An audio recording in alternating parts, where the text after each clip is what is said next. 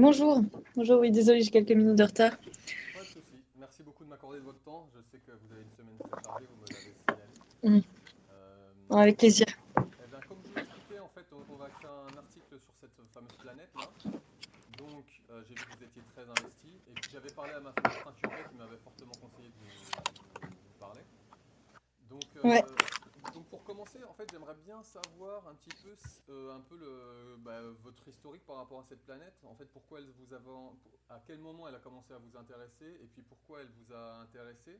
Parce que là, pour l'instant, le problème, petit souci que j'ai, c'est qu'en fait, j'ai peur que les lecteurs se demandent. En fait, on parle beaucoup de trappistes, et c'est pour des raisons évidentes. Pourquoi on va leur parler de cette planète-là? Pourquoi les chercheurs s'intéressent à cette planète-là, vu qu'elle n'est pas en zone habitable et qu'en fait, ça a l'air d'être, a priori, plutôt un enfer. Donc, donc, si vous pouvez m'expliquer ce qui vous a intéressé à l'origine, et puis à quel moment vous êtes venu. Ok. Euh, alors déjà, cette planète, donc elle a été détectée. Je sais plus c'est quoi la date 2015, de je crois, détection. j'ai vu. Ouais, 2015, quelque chose comme ça. Donc elle est dans un système multiplanétaire déjà avec deux autres planètes. Il y a même peut-être une autre un peu plus loin qui ne transiterait pas, etc. Euh, donc il y avait ça.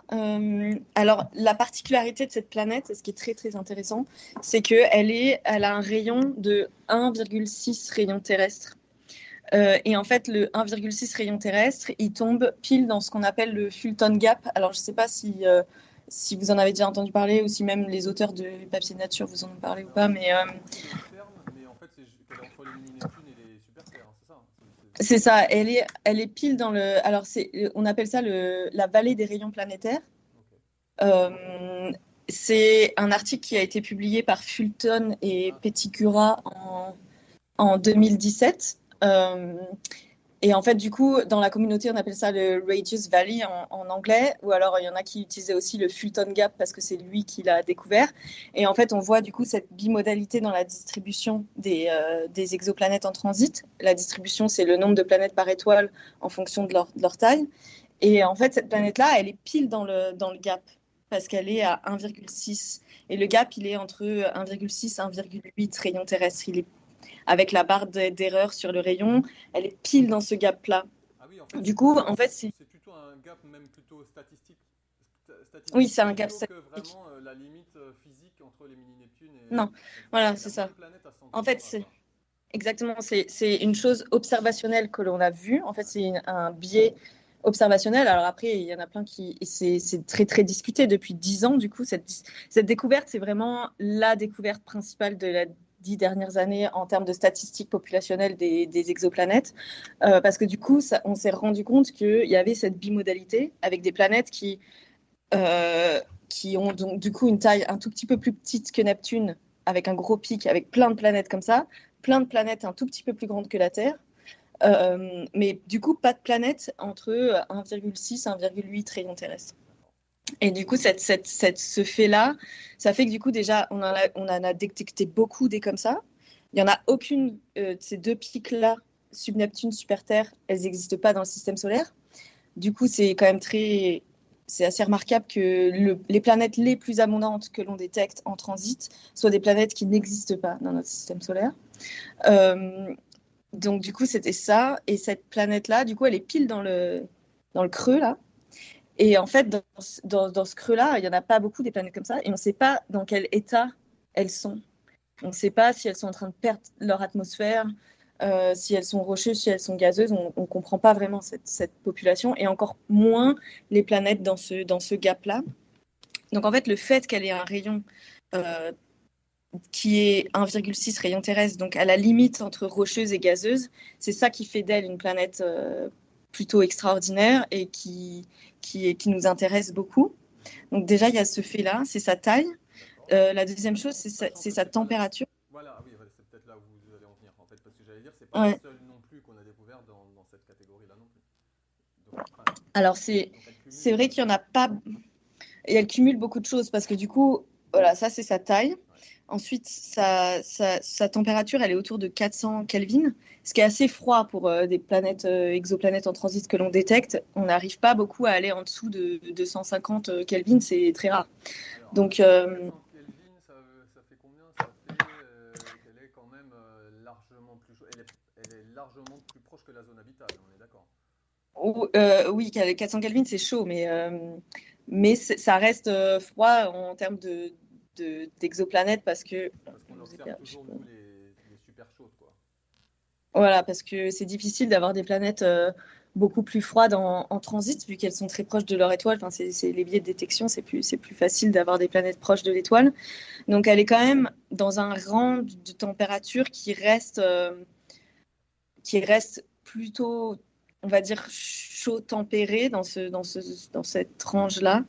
Donc, c'est intéressant. Quand vous dites 400, Et du coup, 400, c'est la température de quoi exactement? De quoi on parle? La température de la euh, hauteur de l'atmosphère? En haut de l'atmosphère? oui, c'est C'est ça? c'est la température d'équilibre. Donc, c'est avec un bilan radiatif où c'est la température que la planète recevrait et de manière uniforme sur toute sa surface, sans prendre en compte des effets d'intérieur ou de quoi que ce soit. C'est un bilan radiatif entre l'énergie qu'elle reçoit, juste D'accord. par rapport à sa position. Par Donc, rapport à sa position. donc la Terre, pour comparaison, elle sera combien la Terre sur cette La Terre, elle est à, je sais plus, parce qu'on dit toujours qu'elle est à c'est 15 quelque chose que je degrés devrais de savoir. moyenne, un truc comme ça. C'est ça? C'est la mesure? Oui, c'est à peu près ça, je crois. En Kelvin, je sais plus. Terre, température d'équilibre. Oui, c'est ça. Elle est à 280 ou quelque chose comme ça, 255, je crois.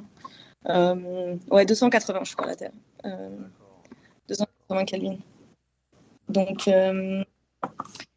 donc voilà, donc c'est ça. Et puis après, la dernière chose, faudrait que j'aille vérifier, c'est que elle a une masse aussi qui est ce qu'elle est. Alors, je sais plus c'est quoi. Euh, 1,6. Ouais, elle est autour de deux masses terrestres, quelque chose comme ça. Et donc, du coup, ce qui fait que sa densité est un peu intermédiaire entre, c'est ce qu'on revient à dire, ce que l'on disait tout à l'heure, sa densité est intermédiaire entre une planète rocheuse, la densité de la Terre, c'est 5, quelque chose comme ça, Mhm. 5. La densité d'une subneptune, ça serait entre 2 et 3 Ok. grammes par mol, et grammes par centimètre cube, pardon. Et du coup, elle a une densité intermédiaire entre ça. Donc, en fait, on ne sait pas vraiment ce que c'est ce type d'objet. Euh, je vais aller vérifier. Réglage. On ne sait pas, en fait, on sait pas en fait, ces planètes-là, on ne sait pas ce que c'est. On ne sait pas si c'est des planètes rocheuses, si c'est des planètes gazeuses.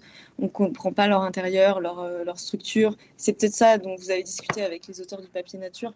Mais eux, du coup, ils essayent d'interpréter les observations que moi j'ai faites pour essayer d'en savoir plus sur la nature et l'intérieur de l'objet. Mais du coup, on ferait l'hypothèse plutôt que ça serait une planète rocheuse au vu de son rayon. Mais en soi, voilà, sa densité, elle est un peu intermédiaire. Et donc, elle est petite, elle est pas trop chaude et elle a une densité suffisamment légère pour qu'on puisse faire l'hypothèse qu'il y ait une atmosphère dessus. Euh, et alors, je crois qu'il y a un papier, du coup, en 2022 qui est sorti par Luquet et Palais. Vous avez dû en entendre parler peut-être. C'est un papier euh, qui, euh, qui, mais c'était avant les premières observations de James Webb, où en fait, ils ont réanalysé ce que je vous disais tout à l'heure du Fulton Gap, là, Mhm. et ils ont dit, finalement, en fait, nous, on voit aussi qu'il y aurait peut-être une troisième catégorie de planètes qui existerait, ce serait les Waterworld. Et donc, en fait, ils ont recalculé, au lieu de regarder juste le rayon des planètes en transit, ils ont regardé la densité de ces planètes-là, de ces petites planètes. Et eux, ils ont identifié qu'il y aurait trois possibilités, des planètes rocheuses, des planètes waterworld, donc auraient une densité qui correspondrait à comme si elles étaient formées que d'eau, mais un corps d'eau, c'est-à-dire c'est pas de l'eau, un océan d'eau liquide comme ça. Ce serait que leur intérieur serait riche, enrichi en volatile d'eau, en gros, avec un corps de fer, et le reste, ça serait de l'eau principalement, enrichi en eau. Et après, on aurait les planètes gazeuses. Et en fait, du coup, dans ce papier-là qu'ils ont publié, cette planète-là, L9859D, était identifiée comme elle a la densité d'une water world, d'une planète océan. Donc en fait, voilà, c'est un peu l'historique, c'est-à-dire qu'on a détecté cette planète, 1,6 rayon terrestre, elle est dans ce plat. Ensuite, on a cette étude-là qui est sortie, qui a réanalysé en fait son rayon, sa densité, et qui a dit elle est peut-être probablement compatible avec cette nouvelle catégorie de planètes qui seraient des planètes océans. Et en plus de tout ça, donc c'est une planète, elle est dans un système multiplanétaire autour d'une étoile qui est assez brillante et très, en fait, qui était parfaite pour des observations de James Webb. Donc en fait, c'était la meilleure Waterworld à regarder avec James Webb dès le début. C'était ça. Donc ça, c'est un peu l'historique. J'espère que c'est un peu clair ce que je raconte, mais c'est parfaitement clair. Okay. Vous en êtes arrivé, en fait, à un moment, vous avez dit, je vais essayer de vérifier en fait, si il s'agit bien d'une. Exactement. Exactement. Du coup, en fait, elle était identifiée pour les premières observations de James Webb comme une des planètes les plus importantes à regarder parce qu'elle était très facile à regarder, très facile entre guillemets, parce qu'elle est autour d'une étoile brillante. Parfaite pour ces nouveaux instruments de James Webb qui venaient juste d'être arrivés. Et en plus, c'était du coup la meilleure Waterworld à observer avec James Webb. Après, moi, pour parler de moi personnellement, je suis arrivée là où j'ai fait cette étude-là, c'était au Space Telescope Science Institute à Baltimore. Et en fait, ces observations-là de cette planète-là, elles faisaient partie d'un gros programme qu'on appelait un programme GTO. C'est du Guaranteed Time Observation de l'équipe de l'instrument James Webb NIRSPEC, un des instruments. Et du coup, moi, j'ai été embauchée au Space Telescope en tant que postdoc après ma thèse. Et j'ai rejoint ces groupes-là de GTO parce que je suis arrivée à cet endroit-là. Et en fait, cette planète-là, elle était prévue d'être observée au sein de ce temps garanti. En fait, un temps garanti, c'est pour les gens qui ont aidé à construire les instruments, les scientifiques qui ont mis en place les premiers programmes. Voilà. Donc en fait, si elle était dans le temps garanti, ça voulait dire que vraiment à la base, elle était, c'était une cible privilégiée de James Webb, comme le système trappiste. Voilà, exactement. Elle était identifiée comme une des... Mais elle, dans sa catégorie Waterworld, du coup. La meilleure Waterworld. Et donc, du coup, c'est vrai qu'elle fait partie de beaucoup de temps garantis de différents instruments. Donc, moi, j'ai participé au GTO de NIRSPEC, donc j'ai analysé ces données-là. Mais je sais que maintenant, je suis à Montréal et à Montréal, ils ont développé l'instrument NIRIS. Et donc, eux, ils ont des observations de la même planète dans le temps garanti, mais de l'instrument GTO, pour le GTO de NIRIS, en fait. Donc, en fait, cette planète, effectivement, était identifiée par tous les groupes GTO des différents instruments comme une cible privilégiée parce que c'était la meilleure Waterworld à regarder. D'accord, donc vous la suivez, quoi, finalement. Où vous alliez, là où vous allez, je la suis un peu. Ah, c'est ça. Là, je sais que je savais qu'ici, ils avaient des données aussi sur cette planète-là, mais... D'accord. Ouais. Donc, elle a été effectivement observée, et donc, donc votre papier, enfin vos deux papiers, les deux auxquels vous avez collaboré, ont trouvé du soufre, c'est ça? Oui, c'est ça. Alors, j'ai vu un papier il n'y a pas longtemps, qui est sorti il n'y a pas longtemps avec le télescope Gemini, ils ont tendance à dire que c'est plutôt du H2S que du SO2. Alors que d'après vos papiers, j'avais cru comprendre qu'on ne savait pas trop entre les deux. Et là, ça a l'air peut-être de pencher. C'est plus du H2S que du SO2 que moi je vois, mais je vois les deux. D'accord, okay. Mais c'est plus H2S qui vient que SO2. D'accord. Mais oui. En fait, dans tous les cas, il y a les deux. du soufre et c'est pas du tout ce à quoi vous vous attendiez, j'imagine, parce que vous étiez en train de observer une Waterworld, donc plein d'eau en gros. Exactement. Et puis, oui. De l'eau, vous n'en avez pas vu et vous avez vu du soufre à la place. Exactement. Mais c'est ça la beauté en fait de ces premières observations de James Webb, c'est qu'en fait on regarde nos petits transits, nos petites observations, etc. Et puis on extrait du coup les données et on les ajuste et en fait on fait apparaître notre spectre en transmission au fur et à mesure que le calcul se fait.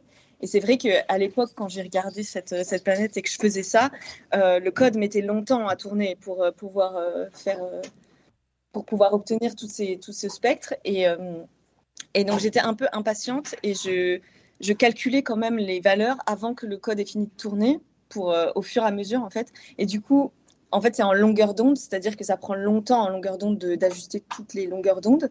Et donc, je faisais par petits bouts pour les faire afficher. Et en fait, c'est vrai que devant mes yeux, c'est affiché j'ai vu apparaître les features, en fait, les absorptions que je voyais dans le spectre au fur et à mesure, parce que j'étais trop impatiente en fait de voir ce qui allait se passer dans le spectre. Et donc du coup, je les faisais afficher au fur et à mesure sans attendre que tout est terminé, donc pour pouvoir afficher tout d'un coup. Et je les faisais apparaître comme ça, et je voyais ces trucs qui apparaissaient, et je me disais, mais qu'est-ce que c'est que ça? Parce que je voyais des trucs qui et je n'avais pas encore vu, et je voyais des choses qui me surprenaient vraiment dans le spectre, et que à première vue, je n'identifiais pas. Et en fait, c'est pas du tout ça auquel je m'attendais. Honnêtement, je m'attendais à avoir quelque chose de très plat, parce que comme c'est une petite planète, toutes les autres observations des premières petites planètes de cette taille-là avec James Webb ont montré des spectres très très plats dans la même bande de longueur d'onde. Et donc, je m'attendais à avoir un résultat un peu similaire, quelque chose de assez plat.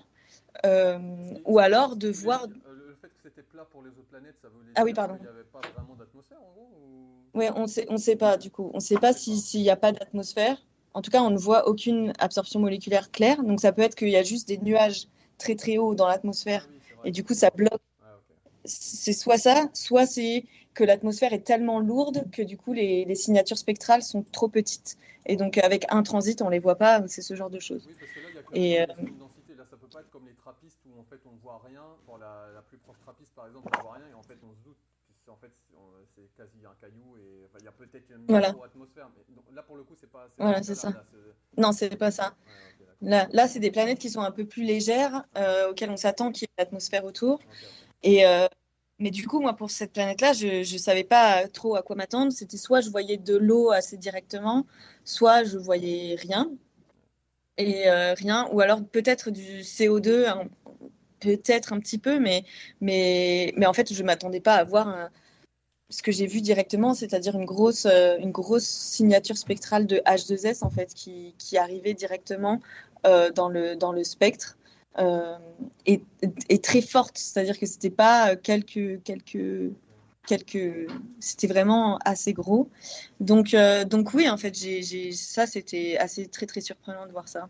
D'accord. Euh, Ok. ouais. Et alors finalement, donc vous êtes dit quoi tout de suite parce que ça a tout changé. Enfin, du coup, vous attendiez à une planète océan, vous voyez du soufre.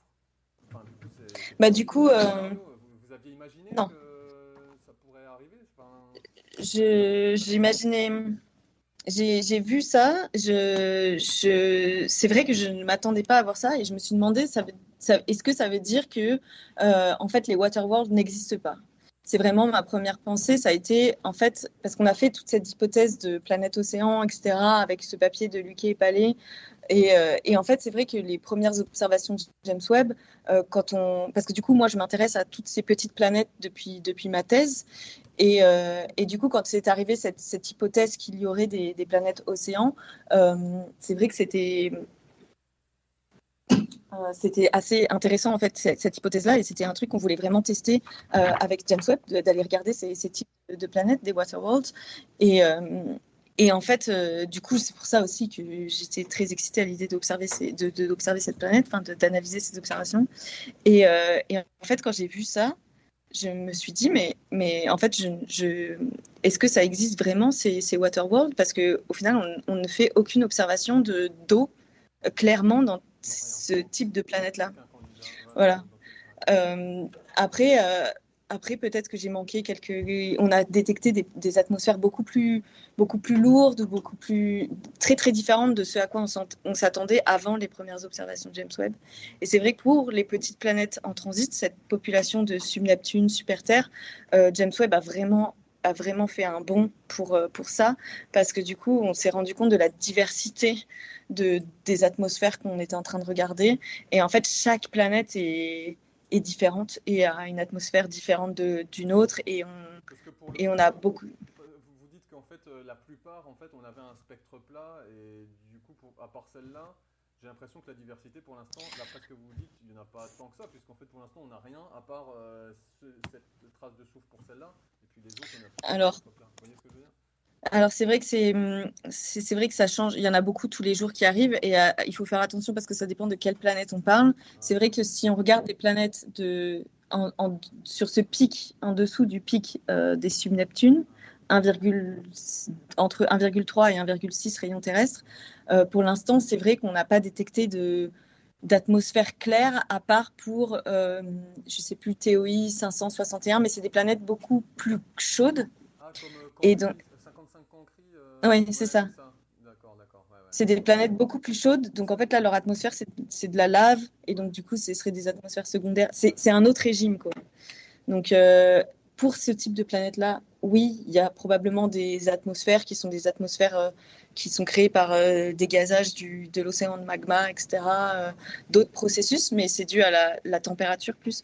Tandis que pour des planètes de ces températures-là, entre 300 et 500 Kelvin, euh, rocheuses, enfin avec un rayon similaire à celui-là, il n'y en a pas encore des atmosphères clairement détectées. D'accord, d'accord. Après, après, pour des subneptunes genre un petit peu plus grandes, au-dessus de 2 rayons terrestres, Ouais. là, il y en a- là, Là, là, on a détecté beaucoup d'atmosphères. ok, ok, d'accord. Mais c'est vraiment dans ce range de rayons et de température où c'est compliqué de détecter une atmosphère. Donc c'est vrai que celle-là est particulière. Ok, C'est la seule qu'on a vraiment identifiée comme avec une détection d'atmosphère autour de cette planète, à cette température, à ce rayon. ok, d'accord. Et donc le soufre, finalement, donc, je vois un petit peu partout que le soufre, ça implique la présence de magma. En fait, c'est le magma qui le générerait. Ça semble évident à peu près pour tout le monde, mais enfin, pas pour moi en fait. Enfin, le soufre, pourquoi il n'y en aurait pas d'ailleurs? Pourquoi on pense direct magma quand on voit du soufre? Bah alors, c'est vrai que c'est pas forcément magma. Après, ça, c'est vraiment la partie modélisation, etc. Le soufre, c'est pour ça que c'est très compliqué aussi d'interpréter ces observations-là. Et parce qu'on ne sait pas quel type de planète c'est vraiment, avec cette densité-là, on aurait tendance à dire, voilà, on ne sait pas parce qu'elle est dans ce Fulton Gap, donc on ne sait pas si elle est rocheuse ou gazeuse. Et donc, les interprétations dépendent un peu de ça. Et par exemple, dans les planètes géantes gazeuses, la détection de soufre, Ouais. c'est dû à des phénomènes de photochimie et donc d'interaction entre l'étoile et l'atmosphère de la planète. C'est le rayon de l'étoile qui vient exciter des choses, etc., qui crée des réactions chimiques, de déséquilibre chimique. Et donc, la présence de SO2 qu'on a détecté dans plein de géantes gazeuses, euh, avec James Webb d'ailleurs, ça c'est interprété comme une signature de déséquilibre chimique et de photochimie. Donc on l'a bien compris, on l'a bien expliqué, c'est les rayons voilà, qui viennent et qui détruisent H2S et H2S vient se recombiner avec de l'eau et du coup ça fait SO2, etc. Enfin, c'est des choses qui sont identifiées. Euh, Par contre, ici, quand on a détecté ça, comme c'est une planète beaucoup plus petite, rocheuse, probablement, là, ça devenait compliqué d'expliquer la présence de H2S et SO2 en même temps euh, avec juste la photochimie ou dans des atmosphères. Parce que là, on ne sait pas si c'est une atmosphère vraiment gazeuse ou alors s'il y a autre chose dans l'atmosphère. On ne sait pas si c'est une atmosphère dominée par l'hydrogène et l'hélium ou si c'est une atmosphère avec, comme la Terre, beaucoup plus lourde, etc. Là, on a un peu de mal à identifier ça. Donc, en fait, du coup, comme on ne sait pas, euh, ben, on projette ce qu'on sait de la Terre. Et sur Terre, H2S et SO2, c'est créé par la présence du volcanisme en surface. Euh, Après, il y a d'autres manières de créer du H2S et du SO2. Alors, ça, c'est des choses que je ne sais pas, mais en tout cas, la chose que je sais, c'est que pour créer H2S et SO2 dans l'atmosphère de la Terre, c'est le volcanisme qui fait ça. Donc, ok. Donc, Parce qu'il y a beaucoup de soufre qui est contenu dans le manteau et quand ça sort. parce que, voilà, exactement. Ok. En fait, c'est des réactions qui sont c'est des volatiles en fait qui sont présents dans le manteau Ouais. de la Terre. Donc, c'est enrichi en ces volatiles-là. Et du coup, avec le volcanisme, alors je ne suis pas géologue, hein, donc je ne vais pas dire n'importe quoi, mais du coup, ça vient dans l'atmosphère de la Terre. Et du coup, là, il y a des réactions chimiques qui se passent et qui créent ces molécules-là dans l'atmosphère. Euh, mais en fait, c'est parce que du coup, le manteau, l'intérieur de la Terre est enrichi en ces volatiles-là, en des espèces comme je sais pas, de l'oxygène, etc. Et ces choses-là. Et du soufre, etc. Et du coup, en fait, c'est ça qui fait que on trouve ces molécules sur la Terre. En fait, c'est ça. On projette du coup ce que l'on connaît de nous, de notre Terre, sur ce qu'on observe. Et sur Terre, H2S et SO2, quand on les détecte ensemble, c'est parce qu'il y a du volcanisme. Donc Euh, là, finalement, vous et avez ça, détecté un petit peu ensemble. Moi, je pensais que c'était soit vous voyez, parce que comme moi, j'y connais rien là, à toute cette question-là, en fait, je pensais que vous aviez détecté soit H2S, soit SO2, et en fait, a priori, il y aura peut-être les deux, quoi. Enfin, ça peut être soit SOS, enfin, ouais, ou un entre-deux, quoi, un mix entre les deux. ouais. Ok. En fait, dans le spectre, là je le regarde là, dans le spectre NIRSPEC que j'ai analysé moi, du coup pour identifier en fait quelles molécules on a, donc c'est un spectre en transmission en fonction de la longueur d'onde, et on voit les variations de ce spectre-là. Et en fait, quand il y a une molécule qui absorbe, qui est là, présente, ça fait augmenter le rayon de la planète euh, dans une bande de longueur d'onde donnée. Et du coup, là, ce que moi je voyais, c'est que le rayon du coup de la planète était plus grand dans les deux bandes d'absorption, celle du H2S et celle du SO2. Et en fait, H2S, c'est très SO2, c'est très localisé en longueur d'onde, c'est un pic comme ça, tandis qu'H2S, c'est beaucoup plus grand, c'est quelque chose de Plus large. plus large. Et donc, en fait, je vois les deux. Je vois les deux. D'accord. Je vois ces augmentations de rayons dans ces longueurs d'onde-là pour ces deux molécules-là. D'accord. Euh, Parce que, oui, enfin, vous allez dire quelque chose peut-être. non, non, ce que j'allais dire, c'est que comme j'expliquais tout à l'heure, dans les géantes gazeuses, comme c'est H2S qui est détruit pour créer SO2, normalement, on ne peut pas voir H2S et SO2 ensemble au même niveau de pression. Parce que du coup, la réaction chimique, elle se produit. Donc, du coup, c'est soit on détecte H2S, soit on détecte SO2. Si la réaction ne s'est pas produite, on détecte H2S. Si elle s'est produite, bah, du coup, c'est le produit fini de la réaction chimique, c'est SO2. Du coup, généralement, on ne voit pas H2S et SO2 détectés ensemble. Au même niveau de pression, ce qui peut s'expliquer par la chimie, etc. Mais du coup, là, en plus, dans cette planète-là, on voit ces deux molécules en même temps. Ce qui pousse encore plus à nous poser la question de c'est pas créé par de la photochimie, Ah c'est oui, pas j'ai compris. c'est quelque chose d'autre là qui se D'accord, passe. d'accord, d'accord. Pardon, Ok. je vais parler plus fort. Ouais. Pardon. Oui. Ouais, je, J'ai je vais François là. augmenter le volume Mais de je peux toute aller. façon. Je peux aussi me mettre ailleurs. Ouais, non, là, j'ose Bon, on pas peut trop. Je essayer vais de. fermer la porte quand même. Ouais, Je vais juste faire. d'accord.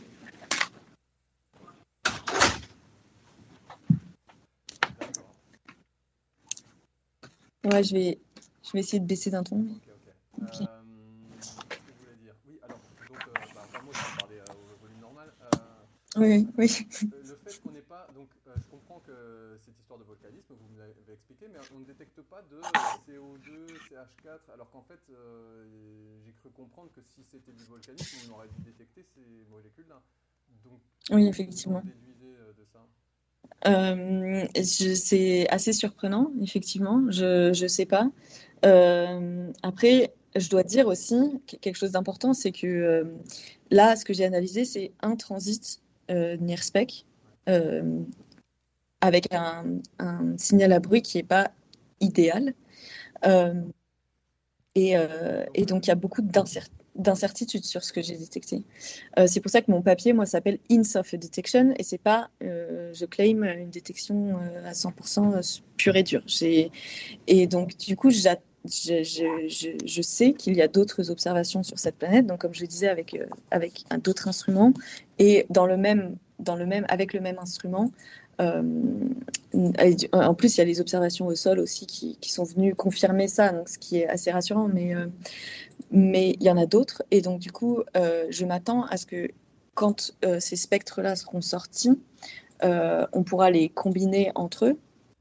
Et là, le signal à bruit sera meilleur. Et donc, peut-être que l'on pourra détecter d'autres molécules qui, pour l'instant, n'apparaissent pas dans la... Parce que le signal à bruit est pas assez bon.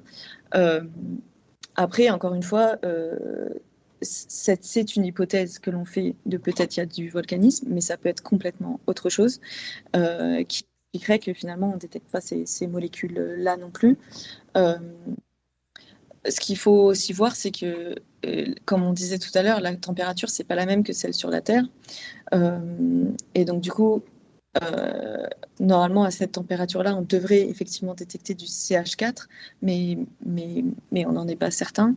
Donc, c'est pour ça qu'on ne voit pas peut-être du CO2 non plus, parce que, enfin bref, c'est compliqué, mais ce que je pense, c'est la limitation ici, c'est la qualité du spectre qui n'est pas encore au niveau Mais pour pouvoir faire des... il y a quand même une atmosphère. Enfin, vous êtes quand même convaincu que vous voyez une atmosphère en tout cas, parce Moi, je vois une atmosphère. ouais, parce que en fait, Mm. en discutant avec Martin Turbet, en fait, il me disait qu'il a été tellement, il y a eu tellement de fausses alertes sur des précédentes observations du James Webb de petites planètes où on sait, enfin, il y a eu, enfin, vous devez savoir tous les cas qu'il y a eu. Et en fait, du coup, lui, il dit qu'il prend tout ça avec beaucoup, beaucoup de précautions parce qu'en fait, on s'est déjà fait avoir plusieurs fois, quoi. Et en fait, finalement, enfin, d'autres spectres ont montré qu'en fait, non, finalement, il n'y avait rien. Donc, Oui. ouais. Ouais, je suis d'accord. C'est fort probable que les autres analyses qui seront faites sur les autres observations viennent dire on ne voit pas la même chose. On ne voit pas du tout la même chose. Peut-être qu'il n'y a pas d'atmosphère. Ouais, Euh, c'est pas impossible, ouais. c'est pas impossible.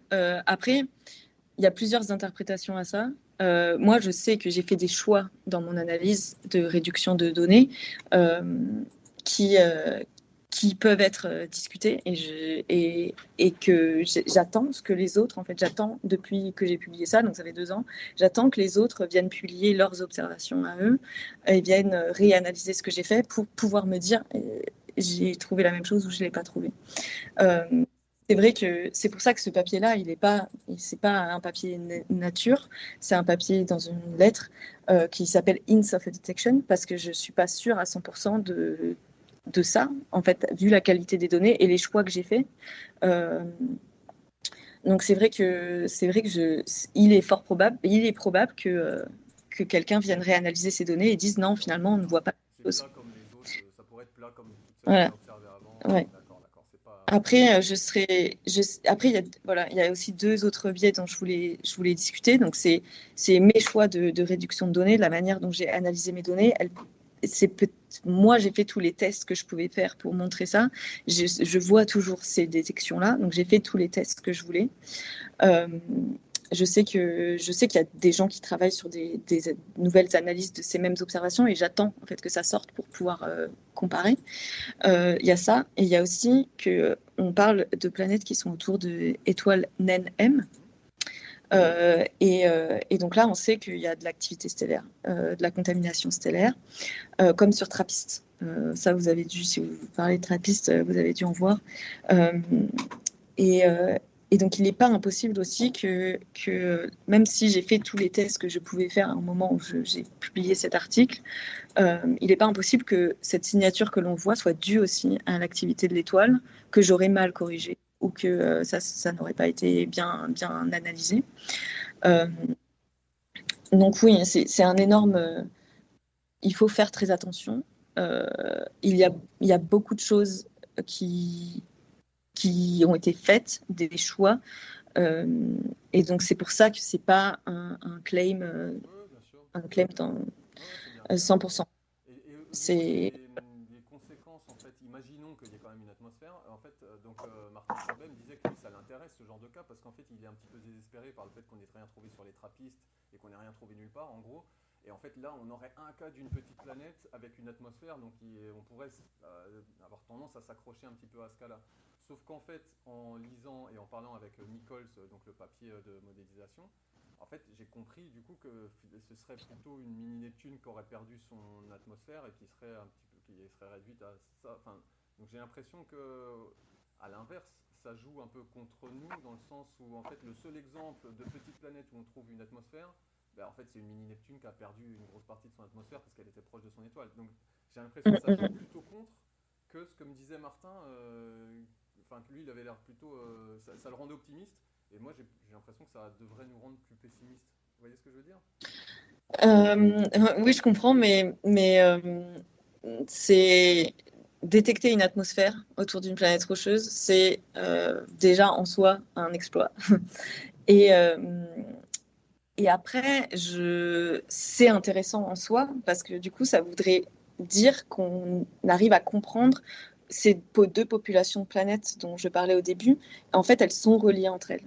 Et donc, si on arrive à montrer qu'en fait, elles évoluent l'une vers l'autre, qu'il y a une évolution possible, ça voudrait dire qu'on aurait compris comment que ces planètes potentiellement se forment de la même façon, euh, et que en fait, c'est parce qu'elles évoluent et qu'elles perdent leur atmosphère que du coup, on voit cette bimodalité.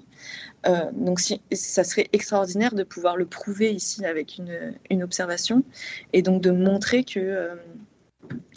qu'on a compris en fait comment ces deux populations fonctionnaient. Ça voudrait dire qu'on aurait compris la formation de ces planètes, l'évolution de ces planètes et vers quoi on va. Et après, quand on regarde ces deux pics-là, effectivement, comme cette planète elle est dans le gap, donc c'est probable qu'elle soit en train de perdre son atmosphère et qu'elle se transforme en super Terre de l'autre côté du pic. Et c'est hyper intéressant de comprendre ça parce que du coup, on sait quelle planète il faut qu'on observe le plus pour pouvoir potentiellement détecter des atmosphères et identifier celles qui ont potentiellement une atmosphère et qui pourraient après avoir des biosignatures, etc. Et si on arrive à comprendre qu'on relie ces planètes entre elles par les phénomènes de atmosphérique escape et compagnie, qu'on sait qu'elles évoluent vers des super-terres. Euh, Après, la question, c'est est-ce que ces planètes retiennent entièrement leur atmosphère ou pas? Ou est-ce que ça continue de s'échapper? Mais du coup, on sait quelle planète il faut aller regarder si on veut des atmosphères autour de rocheuses, par Ouais, exemple. alors justement, Et lesquels donc, finalement? Parce que moi j'ai l'impression que si on généralise le cas de cette planète-là, en fait ça veut dire que la plupart des super-terres, et si on généralise, elles arriveraient de mini-Neptune. Donc là, c'est pas vraiment des très bonnes conditions pour avoir une planète habitable, quoi.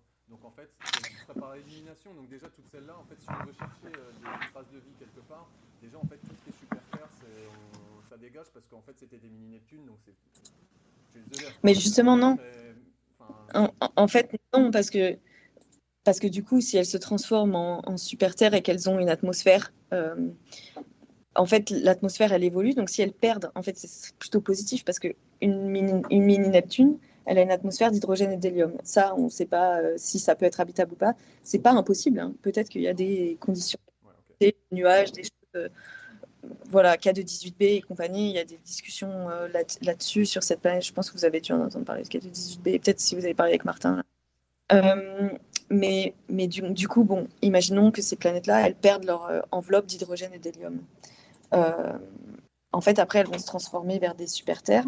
Et on peut faire l'hypothèse que du coup, l'atmosphère de ces planètes-là, si elles ont perdu leur enveloppe d'hydrogène et d'hélium, ça va être une atmosphère qui va ressembler plus à celle de la Terre, du coup. Ça va être une atmosphère plus riche en éléments lourds, peut-être dominée par l'eau, dominée par le diazote, dominée par le CO2.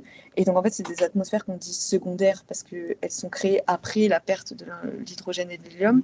Elles sont souvent créées par. Secondaire, d'accord. Parce que vous en aviez parlé tout à l'heure, je ne vous ai pas coupé, mais j'avais pas compris ce que vous vouliez dire Ouais. par secondaire. D'accord. Ouais.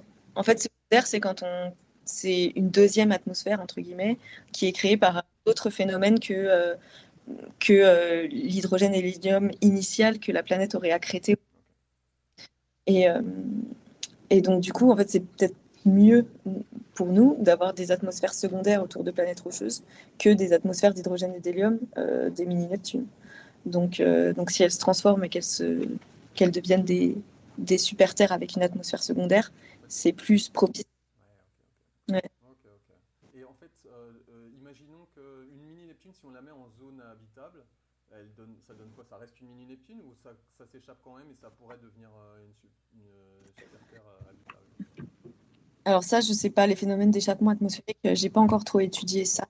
Parce que Mais là, le fait que tout se soit échappé, si c'était une mini-Neptune, comme le dit l'article de Nichols, c'est en fait parce qu'elle est en zone chaude, en gros. Si elle était froide, elle reste mini-Neptune, si je comprends bien. euh, je- Ouais, c'est pas c'est sûr. pas, c'est pas certain. Non. pas certain parce qu'il y a plusieurs façons de perdre son atmosphère. Il n'y a pas que l'étoile, il n'y a pas que la chaleur, il y a aussi des processus internes. Ils ont peut-être dû en parler, je ne sais plus comment. Core mass, quelque chose, evaporation. Et du coup, ça dépend de la chaleur interne aussi. Ça peut dépendre de ça. On peut perdre son atmosphère comme ça. Et puis, du coup, dans la zone habitable, ce qu'on appelle la zone habitable, oui, ça va dépendre de l'étoile. C'est pas impossible que la planète continue de perdre son atmosphère quand même, d'une façon. Donc, c'est pas très clair encore, ça à 100%. D'accord. Et donc là, pour en arriver sur votre actualité, finalement, vous préparez un papier sur cette planète-là, vous préparez des choses sur cette planète-là ou Alors, vous attendez les prochains. c'est Donc vrai. j'ai vu qu'il y avait le proposal de 9 transits là, qui ont été fait par Oui, Daniel Apaille et je suis en contact avec eux aussi, ils sont censés me répondre aussi. ouais. Donc Ouais, bah, du coup, eux, ils vont aller chercher les volcans, là. Ils vont essayer d'aller. Il me semble que leur proposal, c'est justement d'essayer de prouver que ces molécules qu'on a détectées, c'est dû au volcanisme. Euh, alors, ouais, du coup, c'est vrai qu'il y a ça. J'avais oublié, mais du coup, moi, donc j'ai publié ça en 2024. Les autres données, ça fait partie des données de d'autres groupes. Donc en fait, les autres données ouais, venant d'autres instruments, vous voulez dire? Donc il y avait ouais, les deux caméras du James Webb, donc vous étiez sur l'un, je ne me rappelle plus du nom ouais, de l'instrument. NERSPEC, ouais, Voilà, et il y ouais, a un autre transit qui a été fait par l'autre caméra, ou peut-être plusieurs autres ouais, transit. Et ça, vous n'avez ouais. pas accès parce que c'est, enfin, comme vous disiez, c'est... J'y ai accès, enfin, les données sont publiques, donc on peut tous les regarder, mais la politesse est qu'on attend que le groupe qui est en charge de ces données les publie. D'accord. Voilà. Donc il y a quand même au moins deux observations qui, qui sont encore en attente d'être publiées. D'accord. Et Et vous savez si ça va donc arriver bientôt, ça, ou... je crois que oui. J'avais cru comprendre que, en tout cas, le transit dans l'autre range en longueur d'onde, donc avec l'instrument SOS, qui est plus dans l'optique, était en train d'être analysé. Donc je pense que ça va. C'est encore sur le web, hein, tout ça. C'est encore sur le même Oui, site oui, tout ça c'est web, c'est web, c'est D'accord, web. d'accord. Donc oui, ça devrait. Mais du coup, j'attends que ces articles soient sortis. Je connais les gens qui font ça, donc je peux m'insérer dans leur groupe, je peux en savoir un petit peu plus, mais comme c'est pas mon groupe à moi, c'est vrai que j'ai pas, je sais pas exactement. J'avoue que après la publication de cet article, j'ai laissé un peu le, la poussière retomber pour voir, laisser les gens s'emparer en fait du résultat et me prouver si j'avais tort ou pas. Euh, et en fait, j'ai laissé un peu ça comme ça. Et en fait, j'ai vu la détection de H2S avec l'instrument au sol, Gemini. Et en fait, et là, ça m'a. Là, en fait, parce que jusque là, je me demandais vraiment si j'avais trouvé quelque chose de vrai ou si c'était en fait les biais de détection, ma manière d'analyser. J'ai toujours eu ce stress en fait de est-ce que je me suis complètement plantée? En fait, c'est pas ça. Et en fait, de voir cette détection au sol est venu rallumer un peu un truc où en fait, j'avais peut-être pas entièrement tort et peut-être ça est. Et du coup, là, ça a un peu rallumé l'envie chez moi de continuer à analyser cette planète. Euh, et donc, c'est vrai que ça fait partie de mes listes de choses à faire ou réanalyser en fait l'ensemble de toutes ces observations de manière consistante quand elles seront publiées. D'accord. Ah Et, oui, enfin, en attendant, déjà vous attendez celles qui doivent sortir là sur l'autre ouais, caméra, et puis après de prendre en ouais, compte même le Gemini et puis de faire une sorte de. voilà, Ah, ok, exactement, d'accord. exactement.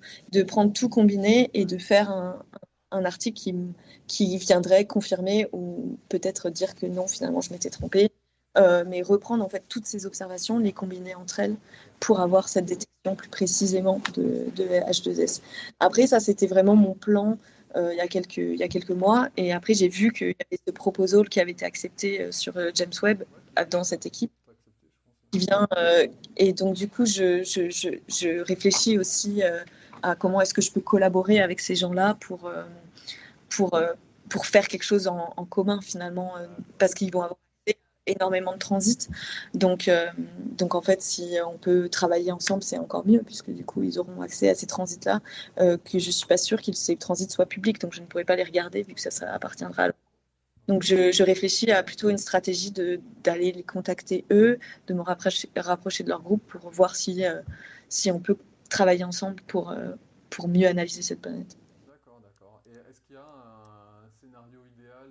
Est-ce que vous rêvez d'observer, il y a une molécule en particulier que vous rêvez de voir observer par les transits qui sont à venir, là, que ce soit ceux qui ont déjà été faits ou ceux à venir? Bah, déjà, je rêverais qu'ils viennent confirmer la détection de H2S et SO2. C'est vraiment quelque chose qui me tiendrait, enfin, qui ferait vraiment important pour moi, qu'ils viennent confirmer ce là. Euh, ouais, j'aimerais qu'ils viennent confirmer ça. Et puis après, j'aimerais qu'ils détectent le reste, justement, comme on disait tout à l'heure, des produits du volcanisme, s'ils y arrivent. Donc CO2, CO, de l'eau, peut-être, toutes ces molécules-là, qu'ils détectent aussi. Mais le principal truc, c'est qu'ils viennent confirmer H2S et SO2. Ça serait super.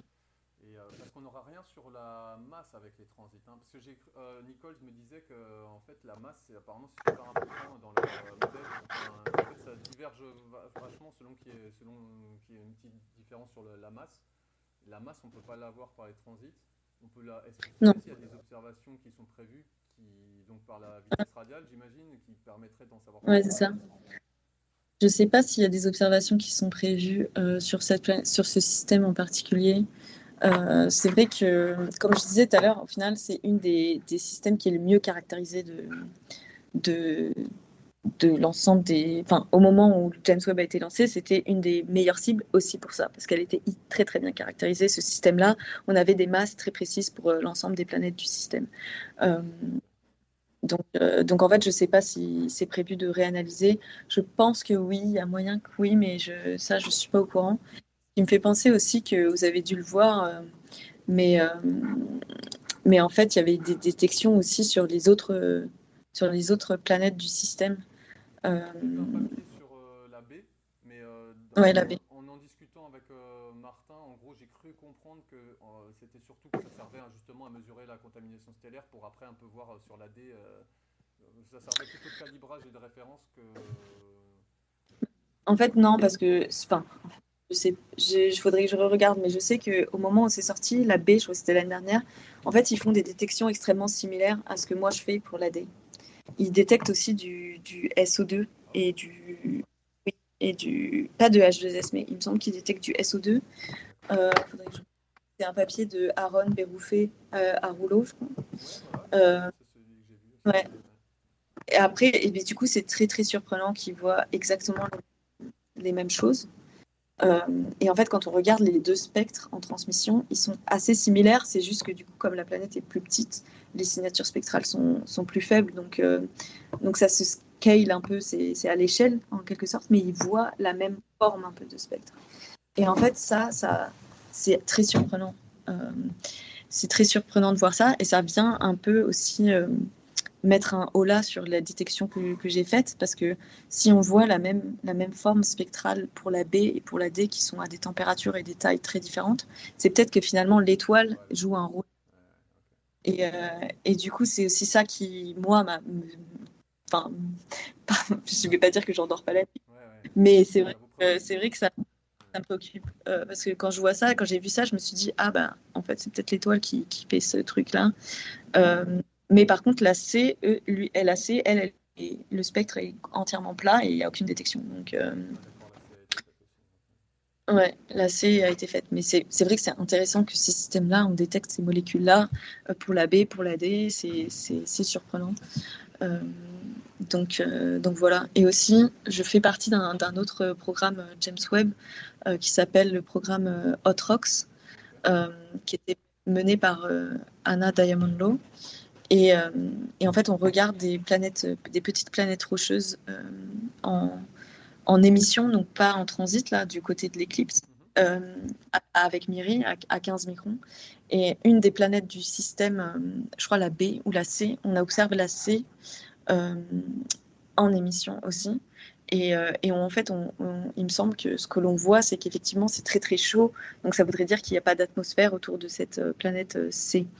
Et, euh, et donc du coup, je ne sais plus pourquoi je disais ça, mais c'est intéressant en fait Allez-y, de allez-y. voir un peu l'évolution pour toutes ces planètes ensemble, euh, d'essayer de comprendre laquelle a encore une atmosphère, pourquoi la B aurait une atmosphère et la C n'en aurait pas, euh, pourquoi on voit les mêmes choses, qu'est-ce que ça veut dire de voir qu'il y a une planète qui a plus d'atmosphère alors que l'autre derrière elle en a encore une. Enfin, c'est la big picture un peu de ce Bien système sûr. qui reste encore en point d'interrogation. Donc voilà. D'accord. Et donc pour faire le bilan, finalement, ce serait. Donc on attend les 9 transits du web là. Donc c'est avec la même caméra que celle que vous avez utilisée, si je comprends bien. C'est ça. Oui, Et oui. Il ensuite, on me semble que attend les résultats sur les transits qui ont déjà été faits avec l'autre caméra. Et a voilà. priori, c'est tout, quoi. La Gemini, ça a été fait, il n'y a pas d'observation au sol. Enfin, on attend vraiment ça, quoi, maintenant. Parce que j'aimerais bien faire un petit On bilan attend ça. de qu'est-ce qui va se passer à partir de Je- maintenant, quoi. Donc du coup, il y a ce programme effectivement web qui a été accepté et qui va donner une réponse définitive finalement. Avec 9 transits, on aura Ouais, une c'est réponse fou. définitive. Ouais, ok. Ça, c'est bien. Euh, Après, j'imagine qu'il y a d'autres follow-up au sol qui sont prévus, je pense, pour ce système-là. Ouais. Euh, mais C'est trop tôt. parce que je suis pas au courant de ça, parce que je fais pas de sol, je fais vraiment du spatial. Enfin, j'utilise Hubble et James Webb, donc je suis pas trop au courant. Mais je sais qu'il y a des choses qui sont prévues pour ce système. J'en doute pas. Qu'il doit y avoir des follow-up observations de ce qui a été fait avec Gemini, avec d'autres instruments, ou même avec le même instrument pour venir vérifier cette détection Je de pourrais vitesse peut-être au leur sol. demander à eux, voir un peu. Ils seront peut-être au courant, Oui, non? Ceux qu'on fait. oui, oui, je pense que Ouais, ok, ok. oui. Ouais, je pense que oui. Et, euh, et à quoi je pensais d'autre. Et après, il y a d'autres idées qui pourraient être prévues. Et je pense que ces gens-là le savent mieux que moi. Mais c'est justement si la planète est en train de perdre son atmosphère et qu'elle est en train de se transformer entre une planète subneptune et rocheuse, on devrait détecter des traces d'échappement atmosphérique. Et ça, pour détecter les traces d'échappement atmosphérique, ça se fait en essayant de regarder l'hélium qui s'échapperait de la planète ou l'hydrogène qui s'échapperait. Et ça se fait depuis le sol euh, avec certains instruments. Et donc j'imagine qu'il y a des gens qui vont essayer de faire ça. Euh, mais bon, comme l'étoile est très brillante, etc., et ça peut être compliqué, donc je sais pas. Mais j'imagine qu'il y a des gens qui ont prévu de faire ça pour essayer de voir finalement si la planète est en train d'échapper son atmosphère ou non. D'accord, d'accord, très bien. Une dernière question.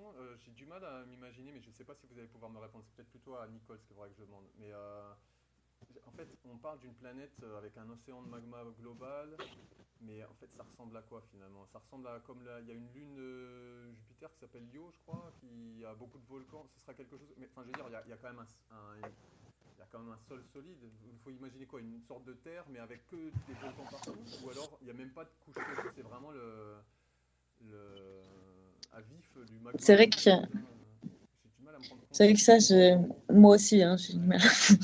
J'ai du mal à me l'imaginer. Ce que je comprends de ça, c'est qu'il y a une structure interne où il y aurait un noyau de fer, et puis après des couches autres au-dessus, un peu solides, j'imagine. Et en fait, directement, ou même pas, en fait, tout le reste autour de ça serait en océan de magma. Donc en fait, ce serait ouais, un espèce de manteau entièrement magmatique, parce que la donc Terre, pas de surface. c'est pas ce cas-là déjà dans la Terre. Enfin, c'est quand on creuse sur Il y a Terre. une Si, mais c'est différentes couches en fait. Du coup, il y a ça, et puis après au-dessus, il y a d'autres couches autour de la Terre. Je sais pas, il y a le manteau, il y a une croûte, Ouais, ce qui fait la surface. ouais. Tandis que là, il n'y aurait pas ces trucs-là. Il n'y aurait pas de croûte en fait. Ça serait, j'imagine que. Donc vous Et, imaginez ça comme un océan de lave global, quoi. bah, en fait, ça serait ça, mais après, il faut imaginer l'atmosphère au-dessus. Du coup, Bien sûr, oui, il oui. y a aussi. Et donc, du coup, honnêtement, je sais pas, parce que j'ai du mal été aussi. Mais j'imagine quelque chose comme ça. Et, euh, et après, une atmosphère très, très épaisse au-dessus. Et donc, du coup, des espèces de transitions entre l'atmosphère et l'océan de magma, des interactions entre les deux. Donc, une espèce de phase un peu bizarre où on aurait des gaz et des liquides, quelque chose qui se, qui interagisseraient et il y aurait enfin, quelque chose comme ça. Ok, ok. Euh, Ouais, ça... Feedback et de la convection et des choses comme ça. Ok, ok. Oui, en fait, il Après, n'y aurait pas c'est vraiment. Enfin, la surface, elle serait pas aussi définie qu'une planète comme la Terre ou Vénus. Enfin, plutôt pour comparer, parce que Vénus c'est ultra chaud. Donc moi, j'imagine depuis le début une sorte de Vénus avec des volcans partout, quoi. Mais en fait, Vénus a quand même vraiment une surface. une surface. Alors que là, ce serait beaucoup plus. Ouais, ce serait pas comme. Après, c'est justement ça. Après, je ne sais pas comment ont interprété ça, Nicole et compagnie, là, exactement dans les petites lignes, mais c'est un peu la question, c'est est-ce qu'on est dans cette phase-là, sans surface, ou alors est-ce qu'on est avec une surface rocheuse et une type Vénus, et donc des volcans qui seraient en surface. Ça, c'est pas clair, en fait. Et peut-être que finalement, l'océan de magma, il est là, en dessous d'une surface rocheuse. Je sais pas, j'ai pas très bien compris Ouais, exactement ce qu'ils ont. ok.